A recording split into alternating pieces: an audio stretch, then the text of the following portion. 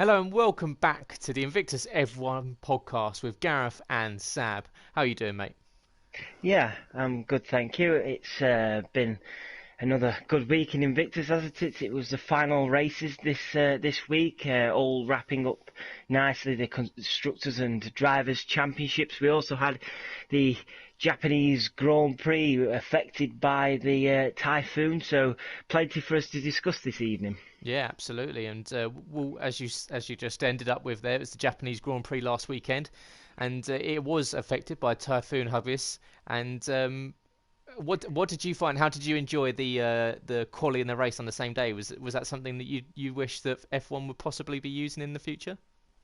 I didn't actually get to watch the qualifying on the Sunday because it was too early for me, unfortunately. But the only downside I have to the qualifying and race being on the same day is like what's happened with Kubica, where he had his incident and it ultimately forced him to start in the pit lane. Now, yeah, granted, you've got to get it right in qualifying, haven't you? But it puts that element of doubt in the back of drivers' minds, surely, if they're both racing and qualifying on the same day. If they do happen to get an incident, like somewhere like Monaco, Baku, these tight street tracks, and you do really badly mess up your car, like a championship contender, similar to, say, what Leclerc did at Baku, if he'd done that on the race day as well, would he have got out for the race? I don't know. It's tough to say, isn't it?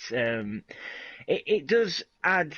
I understand it does add makes it a full super day of motorsport, which makes it really interesting. I'm a little unconvinced by it. I do prefer my qualifying on the Saturday, but if that's the way they go with Formula One, for future, then I'm not going to obviously complain about it. We'll just have to get on with it and enjoy what they bring us. But for me, I'm not so keen on it, to be honest. See, I kind of feel quite the opposite. I was a massive fan of it, and I know that Ross Brawn has been mulling over different ideas for qualifying, having qualifying races and reverse grids and that sort of the like. So I think possibly something like that maybe. And I think he was saying about having a couple of trial races next season, and the French Grand Prix, the Russian Grand Prix, and the Belgian Grand Prix. I think it was the three that he said would be a good place to do these sort of trial ideas.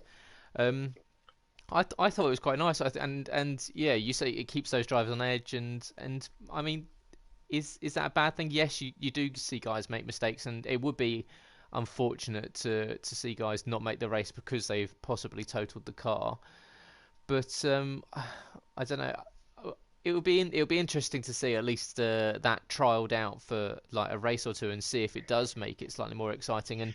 And like that, and they said obviously there's pros to it, and it shortens the weekend, which puts less strain on the teams. It means there's you'd have practice sessions on the Saturday, and yes, that takes away a day from the fans, but potentially it does make F1 cheaper to run, to attend, and in sort of an era where we're cost saving and trying to be as carbon neutral as possible it could be an idea. And yes, you do run that risk, as you say, but I'd like to see them try something to maybe mix up the race weekend a little bit more than it is at the moment. What do you think about? Yeah, I do agree. I do agree that something needs to be tried and tested. For me, the scenario I've had in my head when you was talking then was, if let's have a scenario, say we're going to the final race of the season and we've got qualifying and race on the same day, and say there's three drivers, say two drivers going for the championship. Whoever finishes ahead of the other one wins the championship. I know that's not the case at the minute because Mercedes are constantly running away with it, but just hypothetically, and say one of these two has a mistake pushing to try and get their best lap in qualifying and damages the car to the point where they've got to start in the pit lane or they can't start. Suddenly then you have taken away that aspect and potential amazing race between the top two drivers of the season, and the other guy can just run away with it and win the championship easily. And that for me ruin the race then, because if you're going into the race knowing that the other guy who's in the championship fight is not able to at least give it a fight, then most people wouldn't be very happy with that. They'd want to see them really going for it. So that's my con for it.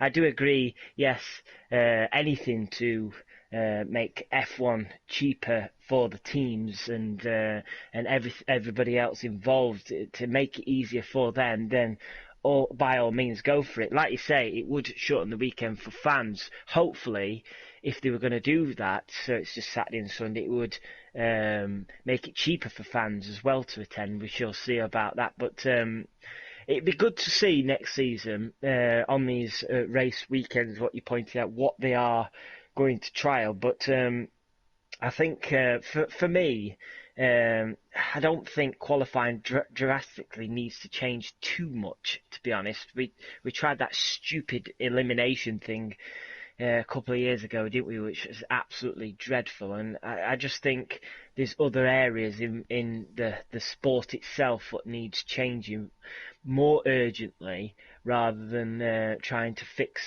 say, qualifying when it doesn't really need fixing. No, I can understand.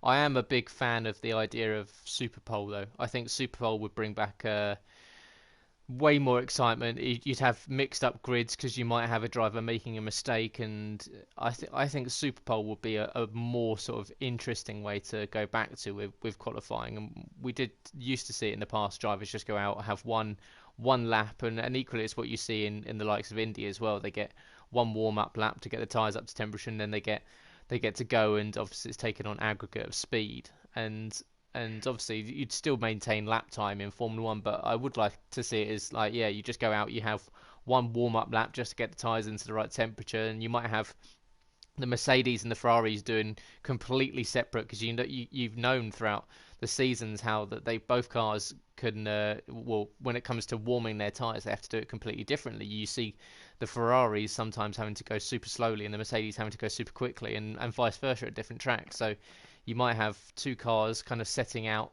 for their laps, and yeah, I think Super Pole might be a fun way forward.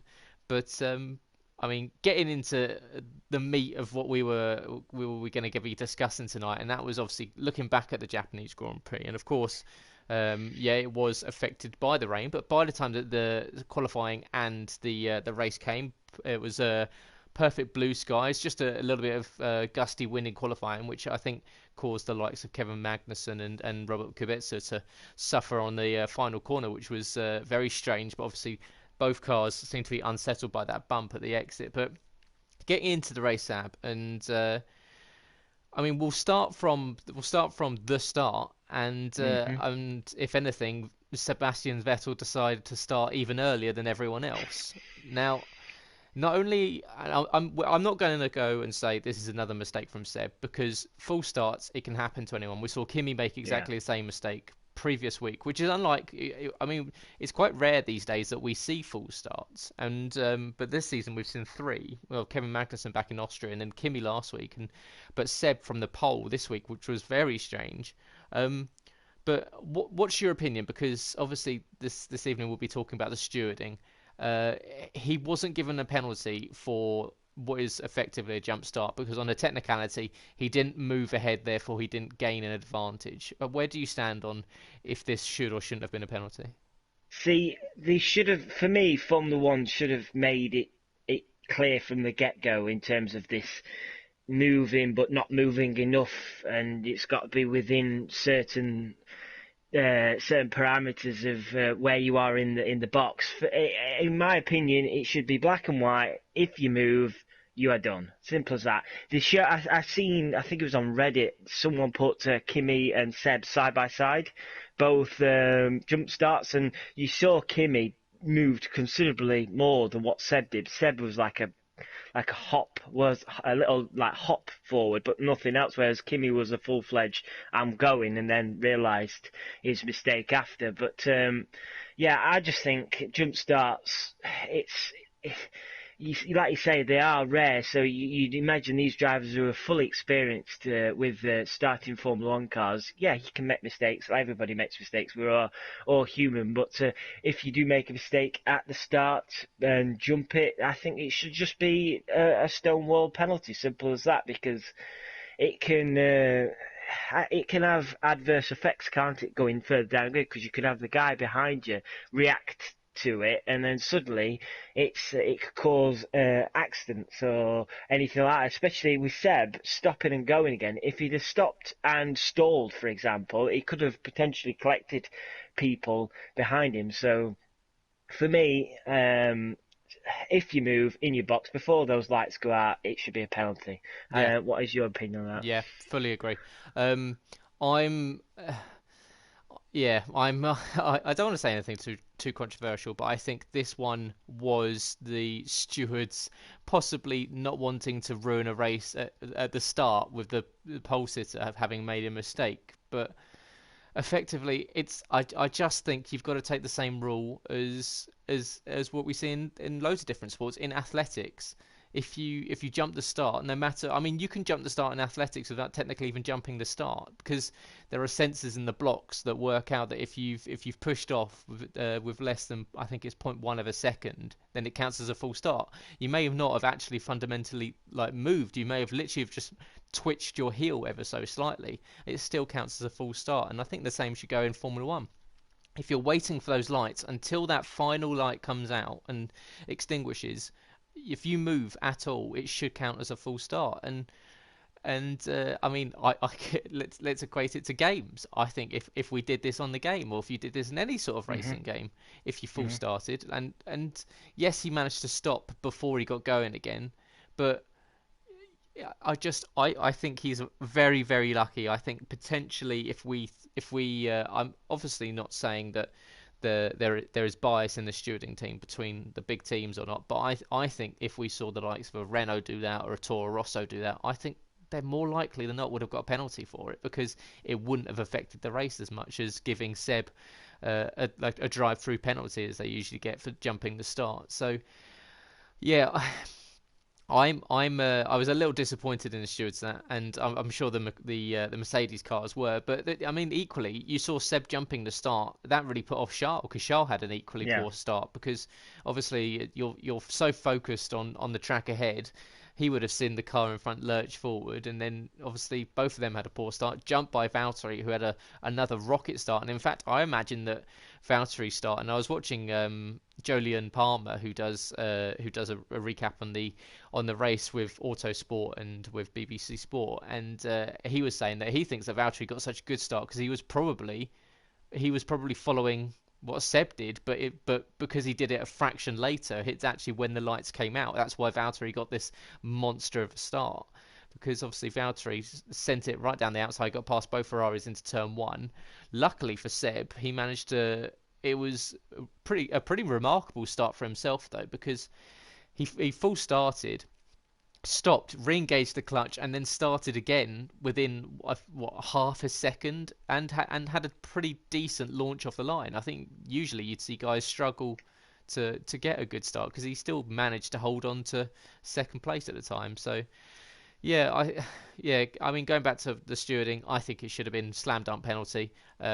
Disappointed that not only that he didn't get one, but that it took so long for them to even acknowledge that it had happened. I think we were at lap. It was at least lap 12, maybe even later, before there was notification that they were even looking into it.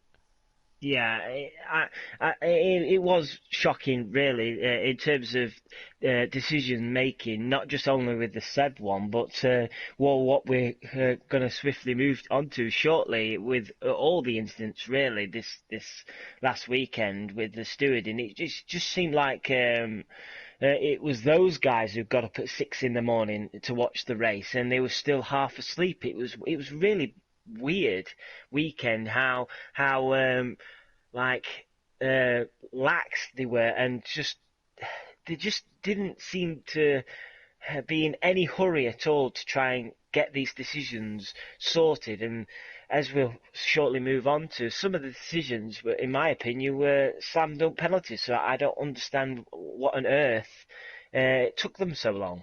No, and yeah, I think straight out the gates, Vettel should have picked one up. I think it should be one rule for everyone. If Yep. you move, if from whether it's a millimeter, even if you're still inside your box, if you jump the start, it should count as a jump start. Next one, which happened probably around 300 meters, 400 meters down the road. First corner, Charles Leclerc on the inside line. He's had a poor start. Max Verstappen on the outside line. He's got a good run. He gives Charles a lot of space on the inside. There's at least a car's width, if not more.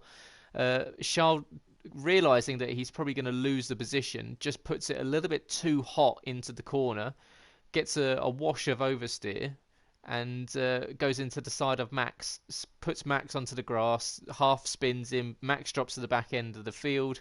Huge wing damage, struggled around for the next few laps, then ended up retiring with huge floor damage and side pod damage. Once again, the stewards come in. Racing instant they give us after about 5 or 6 laps deliberation. And then it's re-investigated, and then decided that it was going to be investigated fully at the end of the race.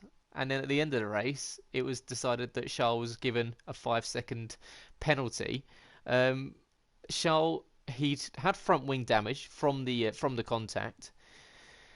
Decided to run around for the next at least 2 laps. I think it was the opening lap and the next lap, and in that time was dragging sparks, bits of carbon fibre. Obviously, we saw the front wing end plate come off and take off Lewis Hamilton's right-hand side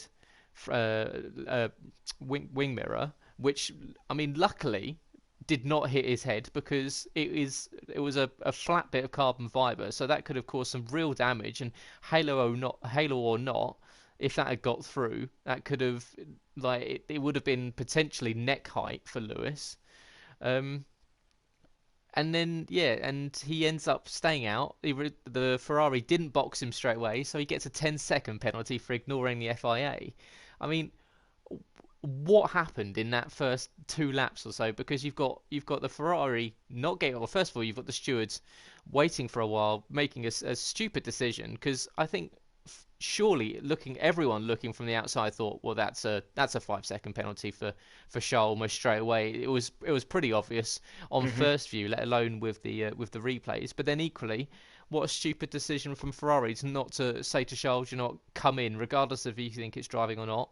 Like, come in now. We need to change the front wing."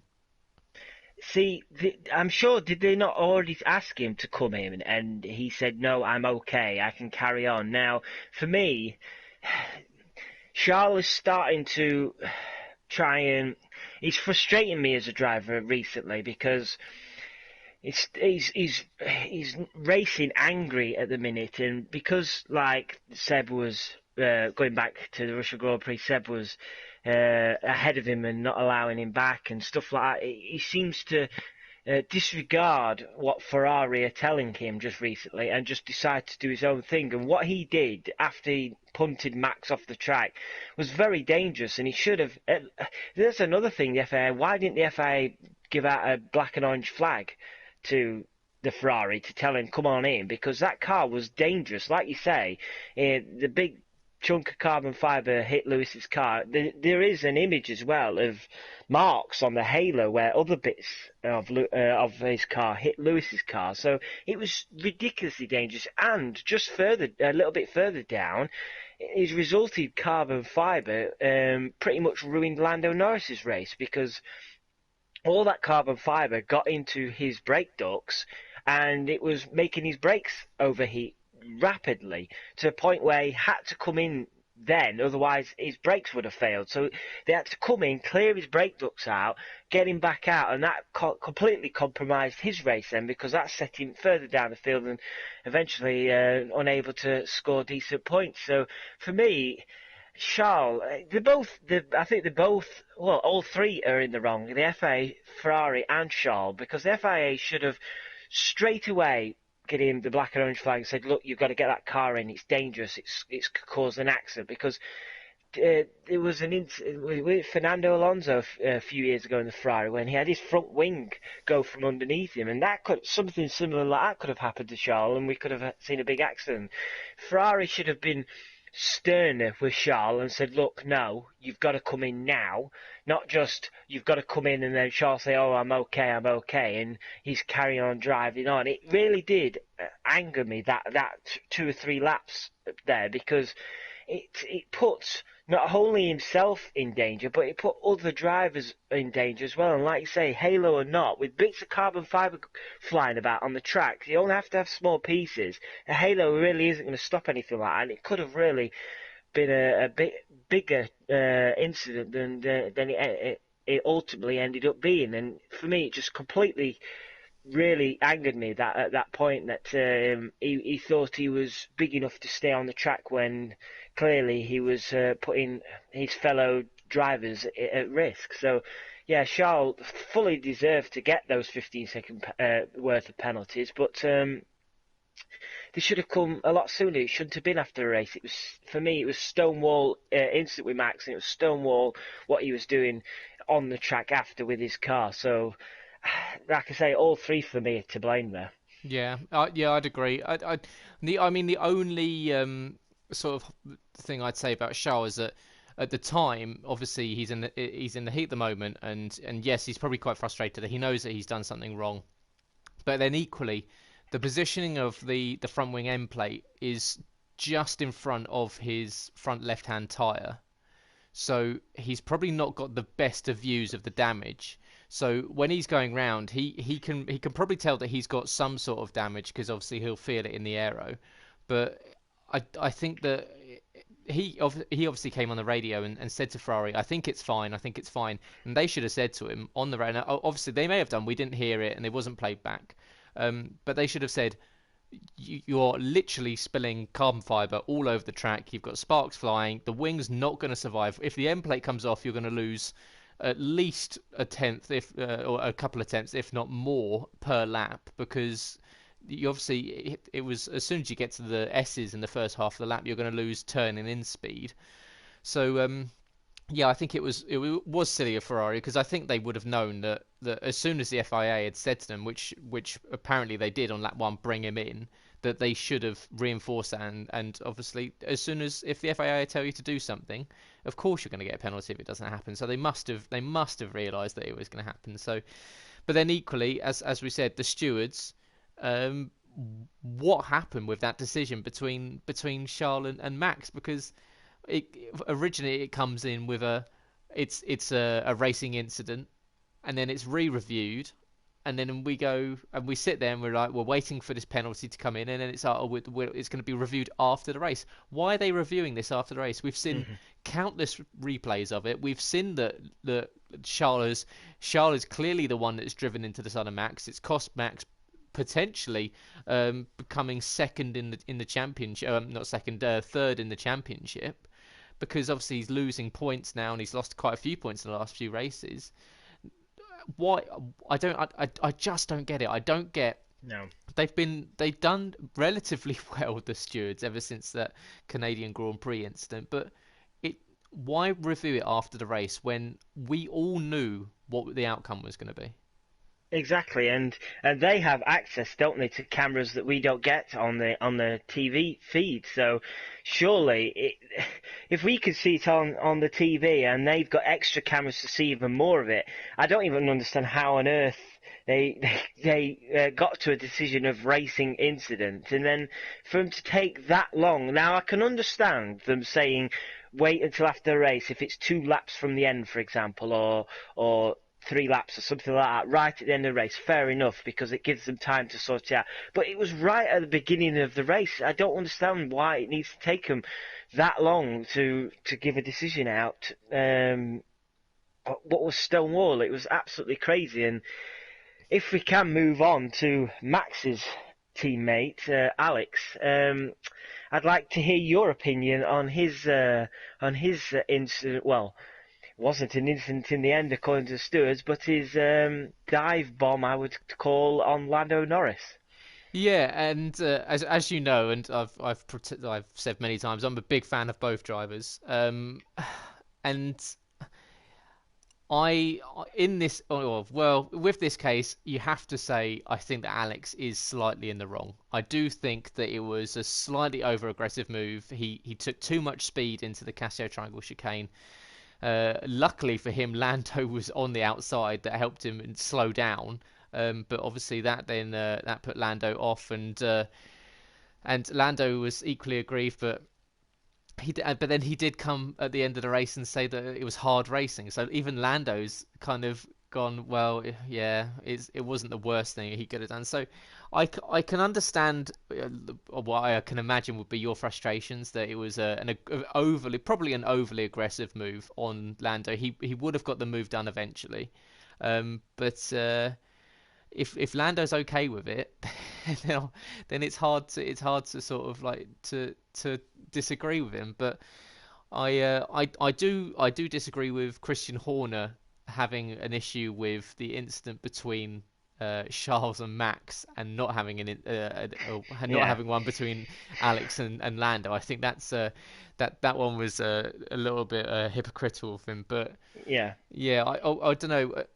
I can understand the thoughts that it was aggressive. I do think that it warranted a black and white flag, which we haven't seen since Monza. Why not? Why have they used it in one race and never again? Or at least we've not seen it used. Usually it comes up, it gets flashed up as a notification. But yeah, if that's the case, why not say it was a warning flag? Don't do that again. Um, but then equally, did it affect? Well, Norris was going to be boxing. He said to Alex, we saw them talking afterwards, saying he was going to be boxing that lap due to that, obviously that the brake issue that he had with the carbon fibre already. So yeah, go on then. From a McLaren fan, how frustrated were you with the move? I was very frustrated at the time with the move. At the end of the day, for me, would Alex have slowed down in time if Lando wasn't there to bounce off? He would have probably gone straight on, wouldn't he? To be fair, there was damage come off both cars, and I've seen an image of Lando's floor and the side of his car, and there was quite a bit of damage to his car after that incident. So, like you say, for me.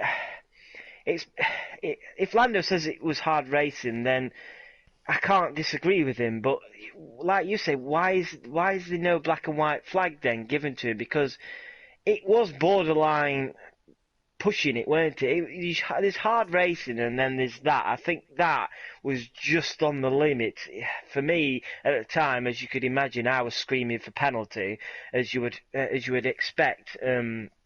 But yeah, I just thought, like you said, Alex was eventually going to get that move done on Lando. He did have the better car, and I think Alex, all he needed to do was show a bit more patience there, and he'd have been fine. It was just.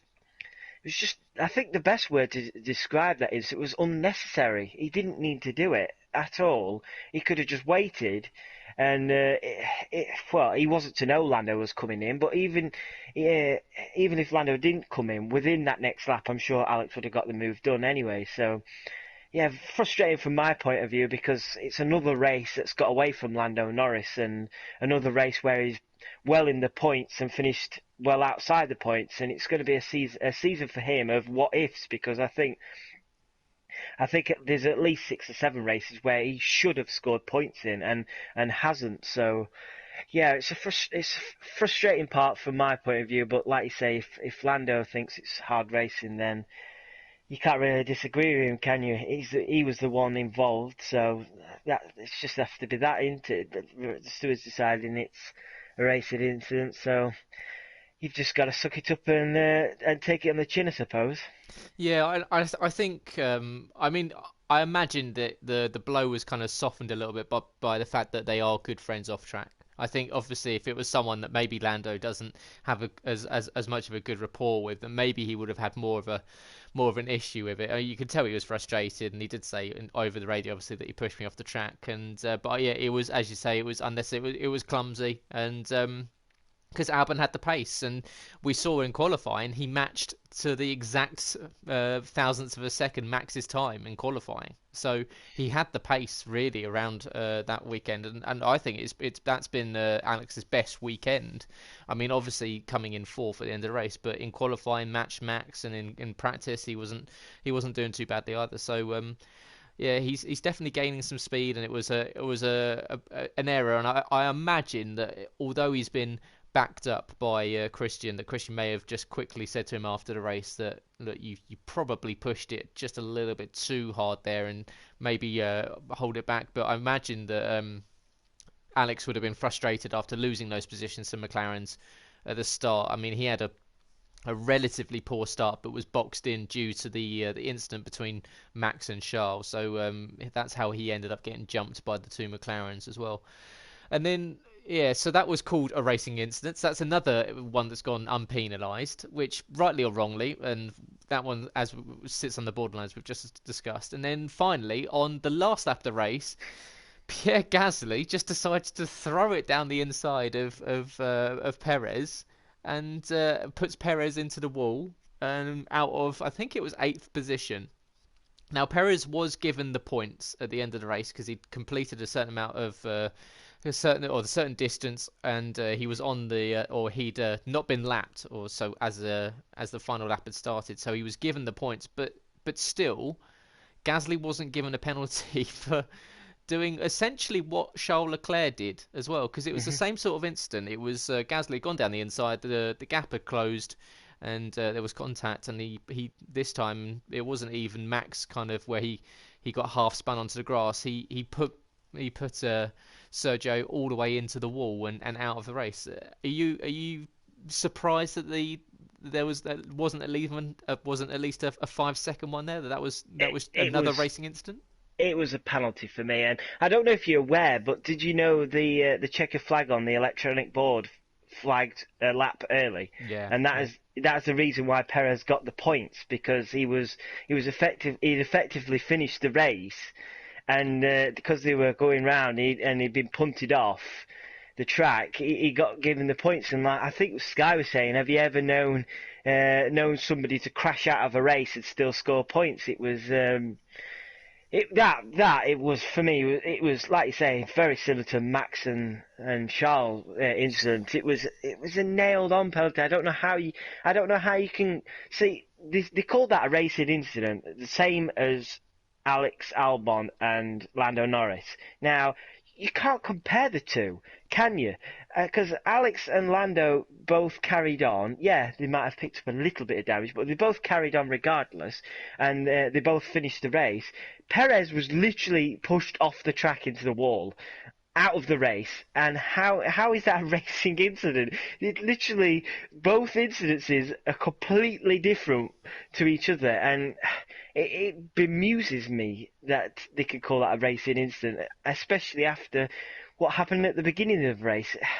Like we said at the beginning, the stewards, I think they've just had an absolute mare this weekend in terms of everything they've touched.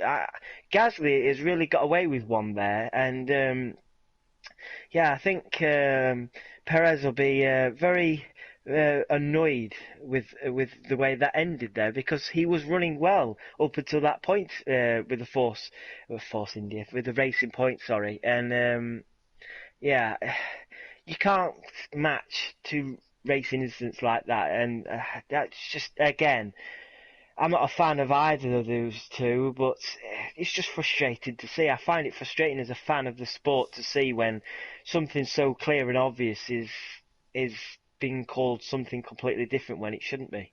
Yeah, and yeah, I mean, Perez came on and said afterwards it was a stupid move, and I'd agree. It was never going to happen, and equally, the stewards have said for quite a while now that they, especially since the incident between Charles and Max in Austria with the wheel-to-wheel contact, that wheel-to-wheel contact is is depending on the severity of it. But if it's just a light touch, then it's fine, and that's just hard racing. That's why we haven't seen penalties in the likes of Singapore with Daniel Ricciardo and Seb when he passed Pierre Gasly, and several overtakes that we've seen where it's been wheel to wheel contact. The problem is that wasn't wheel to wheel contact. He'd quite clearly driven into the side of him. If you've taken someone's, like if you've damaged someone's floor, that means that you've at least gone behind the front wheel or to in front of the rear wheel, so you've gone for the side pod, and that's what had happened to Perez. There was floor damage to the Racing Point. So how you can't call that non-wheel to wheel contact and therefore an issue like an actual incident is beyond me. And I just, obviously there wouldn't have been time for a black and white flag to come out there, but then equally I think that was a slam dunk penalty for Pierre Gasly. So it was it was a great race. Don't get me wrong. I really enjoyed this race. I thought it was great fun. I'd enjoyed the fact that it was qualifying and then race straight away. But I came away from the race just so frustrated because it was you looked at it and you thought this just isn't consistent. This doesn't work. You can't just have some races where you're allowed to do one thing, and some races where you get a black and white flag if you do one thing, and then some races where, as it seemed last weekend, you could do anything. And what message does this send the drivers?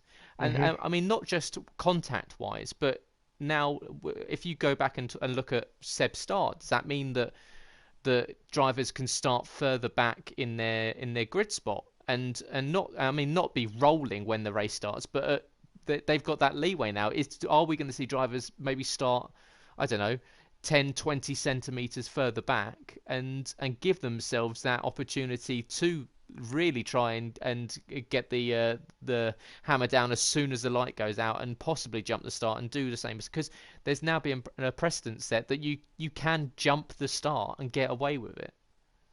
Yeah, and the same goes with these incidents as well, like the Gasly Perez incident. It's going to start snowballing now, because if we then go into the Mexican Grand Prix and we have a similar incident where one driver punts another driver off the track into the wall or what have you, and then they get a penalty for it, that driver's going to turn around and say, well, you didn't give Gasly a penalty for literally the same incident, so why are you punishing me? And it's only going to snowball and snowball to the point where you're going to have drivers increasingly frustrated with how things are being done in the stewards room. You've got to have consistency, and I think for me, I'd like to know your opinion. Would you want like a set stewarding board, or would you prefer it to stay as it is, where you've got different drivers coming in as the stewards for each race weekend? Because for me, if you keep getting different people in different weekends, you get different opinions and different thoughts and different moves. So that can also, for me, create frustration, because like I say, if you have an incident coming up in Mexico, which is very similar to what Gasly's done, and they get a penalty, you're just going to have drivers moaning and complaining about it. But what do you do? Because if drivers look at what Gasly did and think they can get away with that, you're going to get more drivers now trying it on to try and get down there, and no doubt cause more instances. And we don't need that. Yes, we want hard racing, but we don't want drivers driving people off the track, because that's just ridiculous. Yeah, and I think and I agree that I think there should be a set team, and I think there is a relatively stable. I think there's three always there stewards. I think you've got Gerd Enser, Steve Stringwell, and I believe it's Derek Warwick that sits in with the stewarding team, if it's something like that. But they always do have a guest steward, and like you say, everyone's got a different opinion. And equally, a lot of these stewards that come in, I don't think they're always ex-Formula One drivers. They're just racing drivers that obviously have been racing for many, many years. But then equally, if you've got someone that's come in that's maybe not a Formula One driver or a single-seater driver, they're going to have a different ethos about what or how hard you can push. Because if you say you brought in, I don't know, a saloon car race, and I don't think they ever have or probably will, but they're obviously going to think that you can be maybe a little bit more aggressive, whereas if you brought in a Formula One driver, they're going to think maybe you'd be less aggressive, and then equally you can't be as aggressive these days with these cars because they're so fragile than you could back in the day when cars were heavier. They were made of much much thicker materials, and the carbon fiber didn't really exist. So you could have a lot harder contact. So I think they've really got to sort of get back that consistency and just decide on what is a penalty and what isn't a penalty, because it's just, I am quite happy to see races where drivers can throw it up the inside, and as long as it's relatively clean, that's fine. But what I don't want to see is people having to retire because people are making silly overtakes. What I don't want to see is stewards just making really weird decisions like we saw this week in Japan, which obviously went against what several people would have been thinking and seeing. So yeah, it's I don't know how to rectify that issue. Whether it is having a set stewarding team throughout the season that has, I don't know, maybe a lot more current F1 drivers sitting on it, maybe like an ex-test driver or something that's raced like relatively recently, that's not involved in one of the F1 teams anymore, but someone that may have an attachment to Formula One still and has driven these cars and knows how they feel and how they drive, not someone that's kind of used to the fact that you could kind of throw these cars about and bang wheels and really get in the mix without picking up too much damage because of the ways the cars were built in the back in the day. So yeah, I would like to see at the end of this season Ross Brawn kind of revisit how the stewards are used, how they're set up, and equally how they police it, because I think they kind of let themselves down this weekend. But I mean, getting away from the negativity of the stewards, and we could talk all night about that, because definitely. yeah, but we'll kind of briefly review the Japanese Grand Prix, because as I said, I thought it was a pretty good race. Really enjoyed it, well worth watching it. Started off, of course, Bottas got into the lead, and from there, very much unlike what we saw from Valtteri in the last half a season or so. Controlled it from the front, very calm, and apart from possibly being a little bit worried that Lewis Hamilton was only going to do the one stop and not the two stop, controlled it from the front. And Sav, when we discussed this question last week, and it was one of our questions toward the end of the podcast, that who needed a better race this week, obviously in Japan, and we said, was it Albon, Bottas, or Vettel? And all three of them finished in the top four. Obviously, Bottas won the race, Vettel in second, and Albon in fourth. So yeah, obviously they must have been listening to us. But how did you find the race? It was I think Bottas really needed that to kind of get himself back in, maybe in that right mindset to push for the last few races. As much as it's probably out of reach now, it'll probably be nice for him to think that he's still in with a shot. Yeah, and it's about time we got something right for once, isn't it?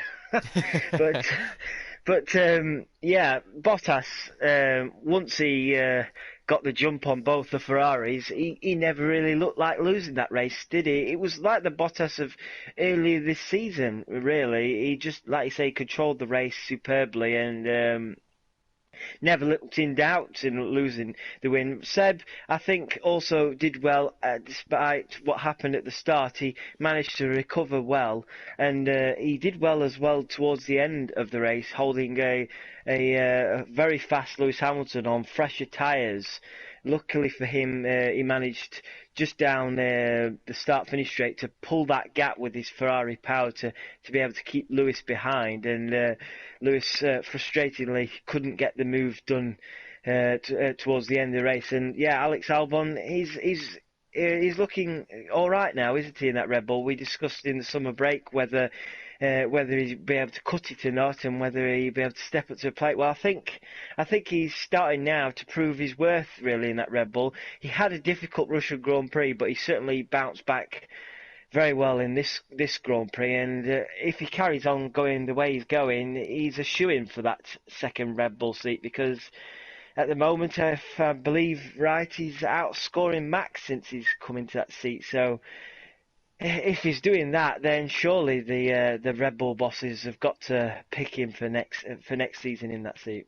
Yeah, and I think the car suits Alex and his driving style more than it suited Pierre, and it's set up for quite an aggressive driving style. And although Alex is a very sort of calm and relaxed driver, and probably one of the most sort of apart from Kimi, maybe the most refined and sort of introverted drivers off track. He's got quite an aggressive driving style, and I think the Red Bull kind of works with that. And we saw with Pierre that he was losing a lot of time in the braking when that's where Alex is making up time, and it's in sort of these heavy braking zones. So yeah, I think he's done pretty well since he started. Like, he's doing probably what they expect of him. When we saw Pierre, he was struggling sort of in like 8th and 7th and having really poor races, especially towards the end of his tenure at Red Bull.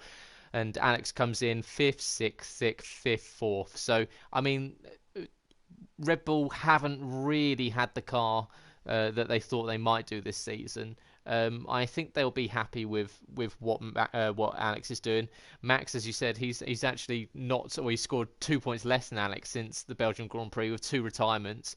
Although he's picked up a podium in 3rd, he's picked up 4th and 8th. So yeah, Max has kind of gone off the boil a little bit in this second half of the season.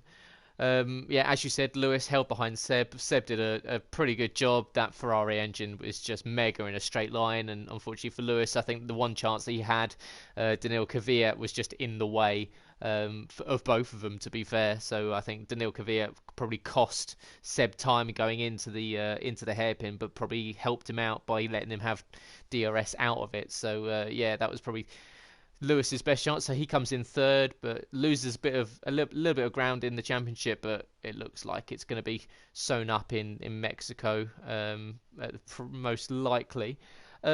Strong race once again, Carlos Sainz and Daniel Ricciardo. But yeah, Carlos, fantastic race from him.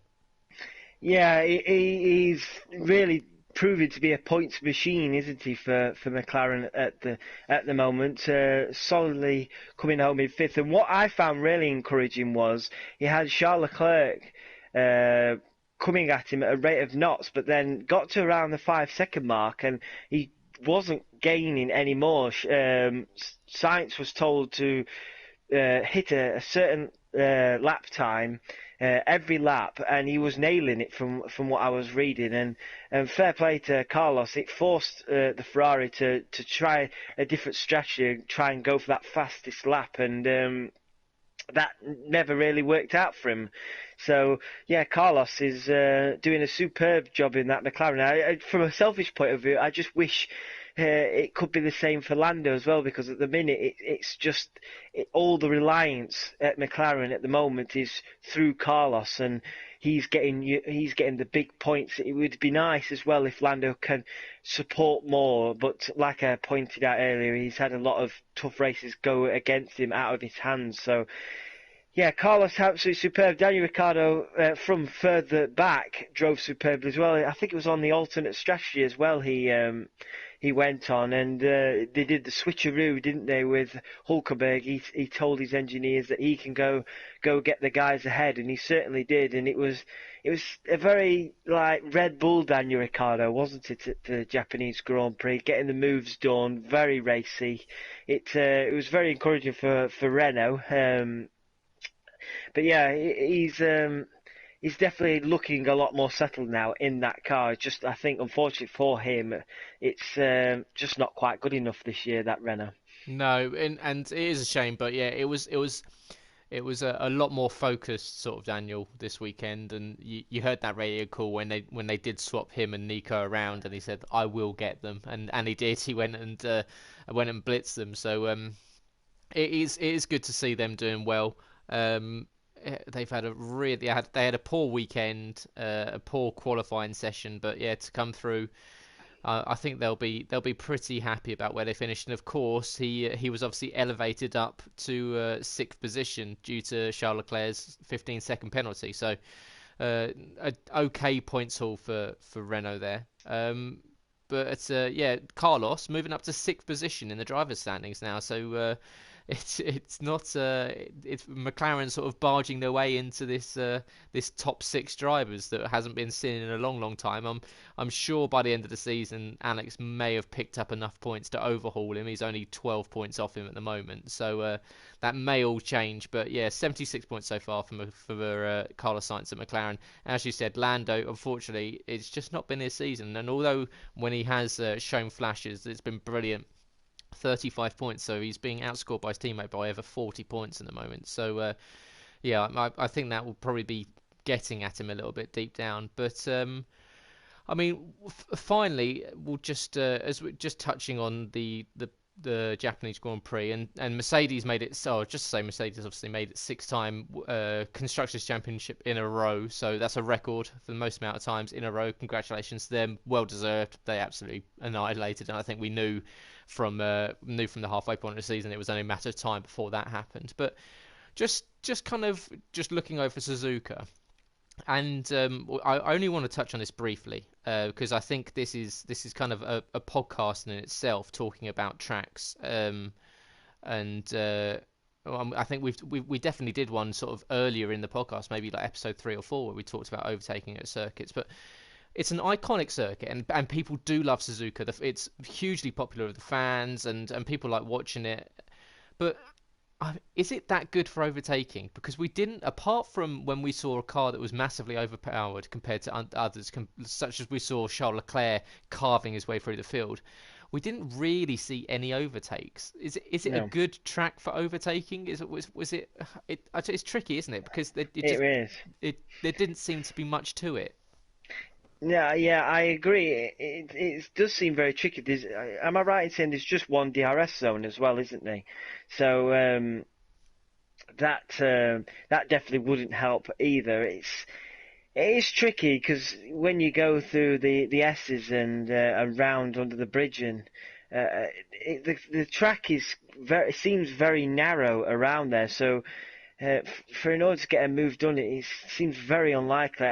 I love watching Suzuka. I always do. Like you say, the fans absolutely make the Grand Prix. But I just think maybe the cars are a little bit too wide for this track, and it's just making it a bit more difficult than it needs to. And I think everybody will always love watching the Japanese Grand Prix. But yeah, like you say, the overtaking was very limited this weekend just gone, and maybe that's a sign of things to come unless we get changes in the future. But yeah, a little frustrating. But I think the race itself overall was pretty good. So you could forgive it for not being many overtakes, could you? But if it was a boring race, I think that would have been highlighted a lot more, and people would have been pointing fingers. But yeah, the Japanese, I think, yeah, like I said, the Japanese are a good Grand Prix. I think we just have to probably accept the fact that it's going to be one of those races where we're not going to see as many overtakes as some of the other tracks. Yeah, and of course we saw that now pretty viral video of Charles Leclerc going around 130R, one of the most iconic circuit corners in Formula One, one-handed. So that shows that maybe Formula One needs to fundamentally go back and reassess. And of course, you had several older drivers saying that back in the day that was one of the hardest corners on the calendar, and the fact that Charles can now do that one-handed whilst holding on to a wing mirror shows just how sort of neutralised the track has become. But yeah, so that sums up a very brief kind of foray into the Japanese Grand Prix, and like I said, we could talk about that for ages because there was quite a lot going on that unfortunately we can't get fit into this week. But we'll finish up with a little chat about of course, we are a esports racing league on PS4 for F1 2019 and GT Sport, and it was our final round of our first season on F1 2019 this week. Monday, Tuesday, and Wednesday evenings we have 5 leagues running, and it's round 12. It was at Hockenheim in Germany. And we started off on Monday night, and it was a championship battle, the last one of the season to be sorted out, and it needed almost an absolute miracle for the reigning champion Boy Better Than OSB, or Scott, to retain his championship. He needed to win with the fastest lap and hope that his teammate in the Mercedes, FPL Charlie, didn't score a point.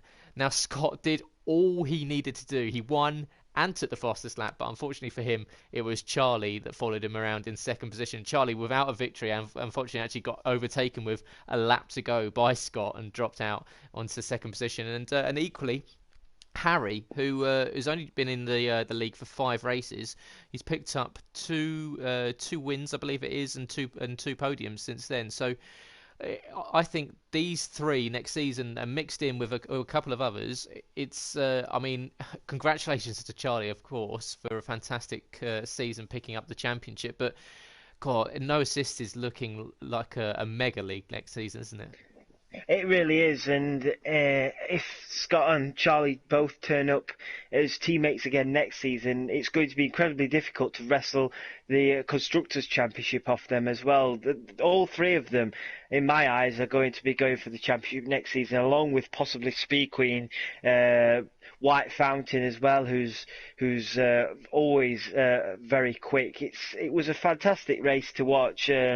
Charlie would have been extra frustrated, I'm sure, not to get that race victory, and with the bit of rain coming at the end, it just made it even more difficult to try anything on Scott. But yeah, like you say, Scott did absolutely everything, but Charlie, all he had to do was finish the race, didn't he, from where he was, and he was champion, and huge congratulations to him. But yeah, those 3 next year, it's going to be a titanic battle with Harry starting the season with them.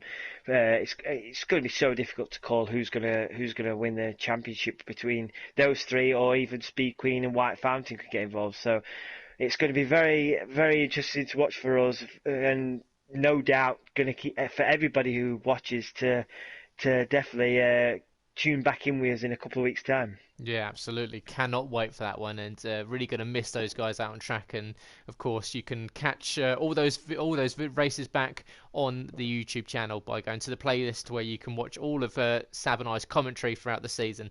And yeah, make sure you do that. And on to Tuesday nights, and it's the Realistic Performance League, and it was a good night for yourself.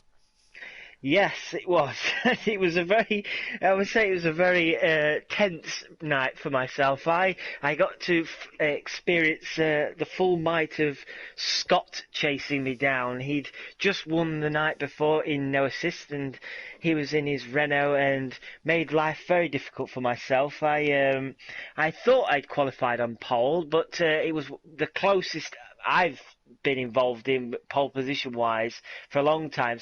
I had pole up until the very last moment, and Mr. Sky Z, our reigning champion, decided to beat me by 1,000th of a second to pole position, which was incredibly frustrating from my point of view. But the race started off okay. Sky Z, unluckily for him, lost it down on the second to last corner, and opened the door for myself to get through.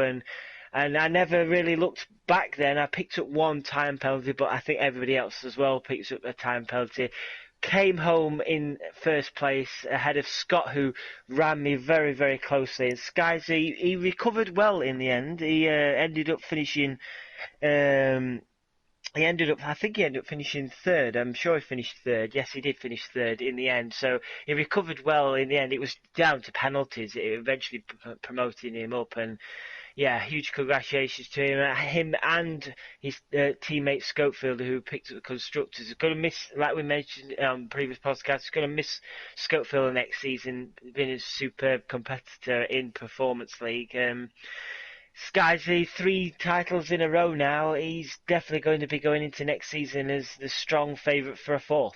Yeah, the Frenchman, absolutely electric on the track. No matter what car you put him in on a Tuesday night, he seems to be able to come away with some good points, if not a victory. So, yep, the Performance League will be back next season, Tuesday nights, as ever, with Tim and Malc in the commentary box. And on to Wednesday nights, and it's equal performance. 3 leagues, F1, F2, and F3. And we start off in F1. And the Belgian White Fountain took the victory ahead of Scopefielder in his final race with Invictus before he takes a season or 2 off. And FPL Charlie, the champion from No Assist, he came in 3rd position after starting last on the grid. Renault sewed up the Constructors' Championship with that result, and that was Scopefielder, part of the Renault team. And as I said, Scopefielder, actually that was his 100th race that he completed, and so it's good for him to be, I say good for him to be leaving, but it's a nice round number for him to leave for a well-deserved break away from league racing. And there's your fun fact, he takes away his lineage here: 2 F1 titles, 1 Tier 2 No Assist Championship, 1 Performance League Championship, 5 Constructors Championships. And this season, it was a 48-point margin between himself in first and in second position. And he actually, fun fact, owns the biggest and smallest margins in F1 title wins, with a 48-point win this season and a 1-point win in performance, believe a season ago. So 48 and 1. He either does it in style and he keeps you biting your nails until the last minute. But yeah, Scopefielder in second position on the night, but takes away the championship and leaves us as a well-respected and very well-liked driver. And but congratulations to White Fountain for the win, and Charlie in third position. On to F2, and it was South African driver Freak SA. He took the victory on penalties after Tanker 903, the Austrian, finished with 6 seconds, I believe it was, of time penalties. And Warrislander, our F2 champion, confirmed just before the race he did manage to come back after a spin on I believe it was the opening lap. He managed to fight his way back through with some superb pace, but Bio and Tanker were off on their own for the majority of the race. Warris comes in third, and as I said, he's the F2 champion. Unfortunately, just about missed out on the Constructors' Championship, which went to McLaren of Meg Lugby and myself, who finished in fourth. Yeah, thank you. We finished in fourth and fifth, which makes Meg a 3-time Constructors' Champion and myself a 2-time Constructors' Champion after we both won it last season in our respective leagues. And great season for Warrislander, the Dutchman. He's your F2 champion. He'll be moving up to F1 next season, so watch out for him because he's got some serious pace behind him. And that is Energy Dan on Wednesday night, 8 p.m. here on the YouTube channel. And I should say F1 is with Tim. And on to F3. And how did F3 go for you and the guys there?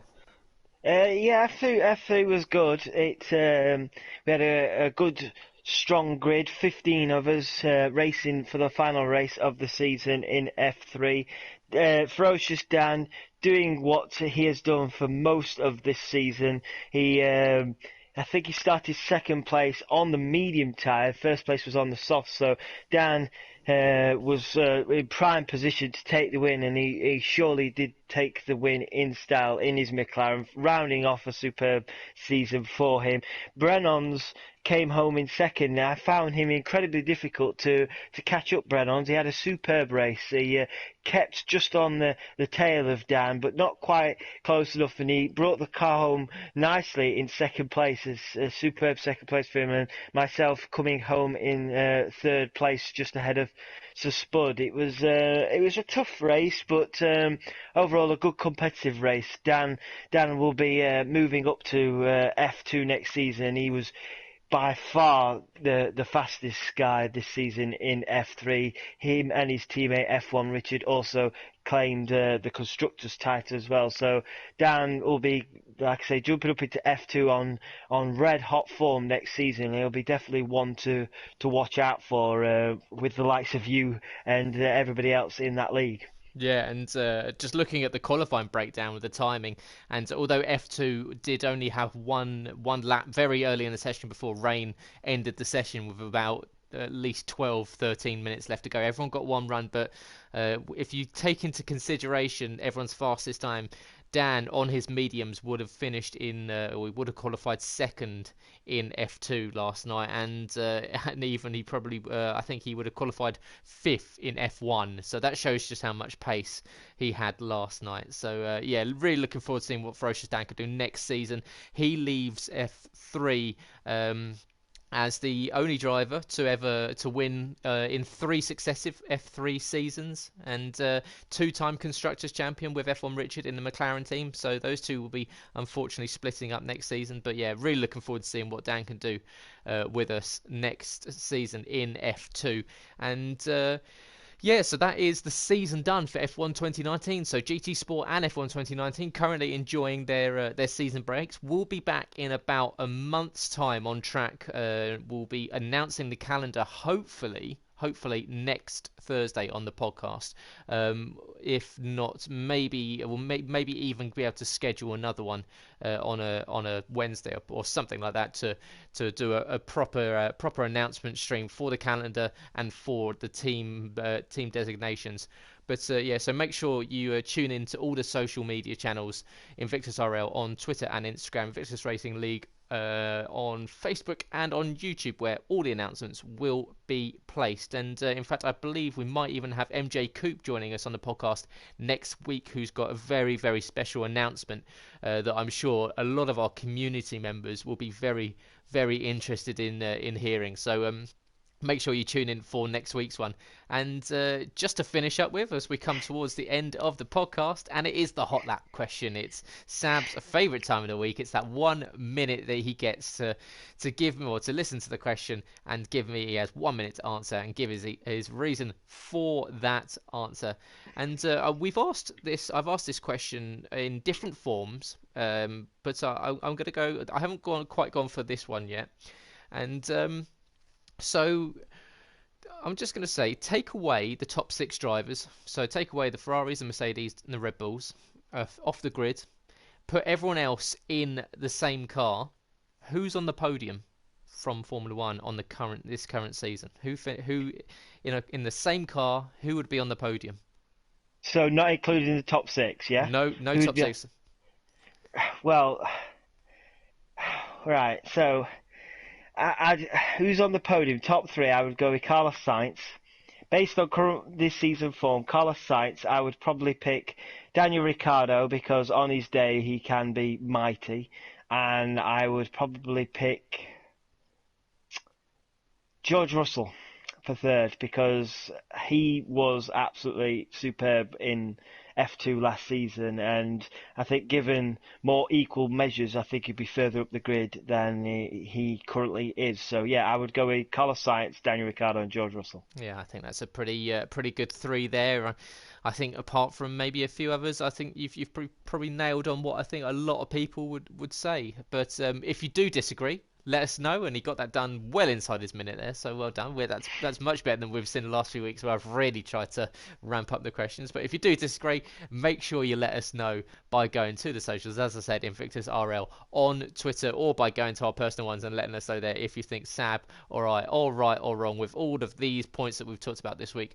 At GT2_driving for myself, and at Alan Sabatino for Sab. And you can join us next week for the podcast. Of course, no stream on Monday, no racing next week, so we will have to go back and watch all the back catalogue on YouTube. So if you do get to do that, and if you have been watching these, make sure you click the like button. That means that we get pushed up in the search function a lot better. And equally, make sure if you aren't already to press the subscribe button and to subscribe to the channel. We are on to mission 200, pushing for 200 subscribers, and we're on the way there. So thanks for helping us out if you have already. And it's been a pleasure doing this season with yourself, Sab, and looking forward to next season, what it brings. And you'll be moving up to F2, I believe. So should be on track together. So that should be exciting. And it's going to be a great one, guys. We can't wait to bring you the calendar and to bring you the driver pairings in the next week or so. So make sure you keep up with all the news going on in Invictus by going to the website invictusracingleague.com,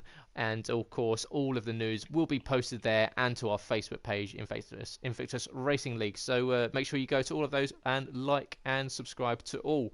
And that is us done for this week. So we will wish you all a very good week. We hope you enjoy your weekend, and we will see you next week for a very, very interesting episode 18 of the F1 Invictus podcast. And as I said, joined by MJ Coop for a very special announcement. But for this week, have a great one, guys, and we will see you in 7 days' time. Good night.